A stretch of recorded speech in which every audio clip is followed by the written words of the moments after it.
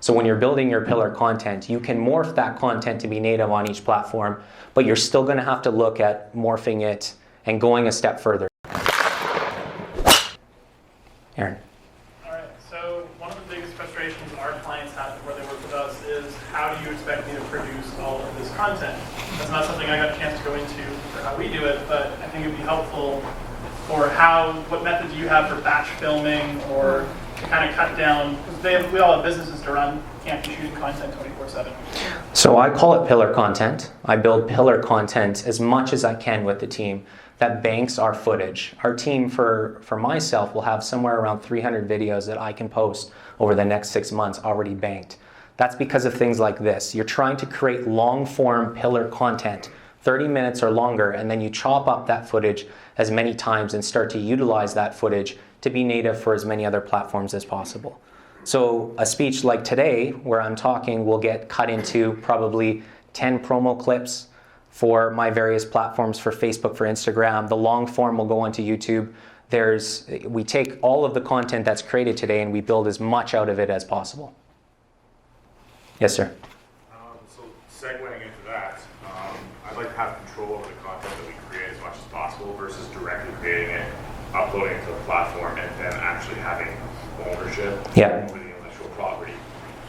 So being able to do that, you talked earlier about like being able to focus on one platform or do something for one platform, right?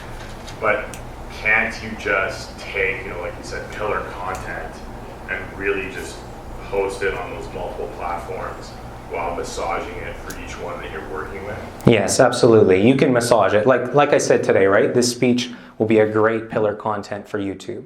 The whole speech can go into YouTube for my playlist of marketing Q&A where I do these discussions. Great. Then we can easily take individual questions and make them native for Facebook and for LinkedIn and for other platforms, depending on the questions that were asked. So when you're building your pillar content, you can morph that content to be native on each platform, but you're still going to have to look at morphing it and going a step further. For example, nothing I do today will work for my TikTok. Just won't, because none of what we're talking about today is going to be native on TikTok yet. I just can't. I'm going to have to go shoot that video elsewhere and put resources there. So you can't, like TikTok, do you have to shoot directly to it? Or no, you can still upload onto TikTok specifically, but the content here just isn't what the TikTok audience is looking for. Understood. Thank you. Yes. Going off of Aaron's question earlier, do you have a program that automatically uploads a video to all your platforms at a certain time of day? I don't like doing that. I like uploading native as much as possible. There are scheduling softwares that will help you upload videos, but a lot of them are limited to 3 minutes. So any videos that are longer than 3 minutes have a tough time posting. So I like to be, with videos specifically, I like to upload directly into the platform as much as possible. I don't like taking the shortcuts. And we noticed that a little while ago when we looked at Twitter, when we were uploading through Twitter through some of the scheduling softwares, they were notifying us that it looked automated, which at a base level tells us the content was getting deranked. So the best thing you can do is take your video content, upload it, dedicate the time to upload it specifically for each platform. It's going to help you write a text string specific for each platform and help your videos go further and faster. You had a question. Yeah, music in your video. Can you talk a little bit about where that fits in? Like, for example, if you're just doing a how-to video, would you put a little low-volume background music? I like music because it helps engage the emotion that I talked about with the value. However, if you're looking at building content, more content, then if you put music in your videos, you'll have a tough time reusing it. So you'll have a tough time using your audio if it's mixed with a music track in comparison to if you use no music in your content. So my videos now have no music in them. They used to, because we want to be able to reuse them.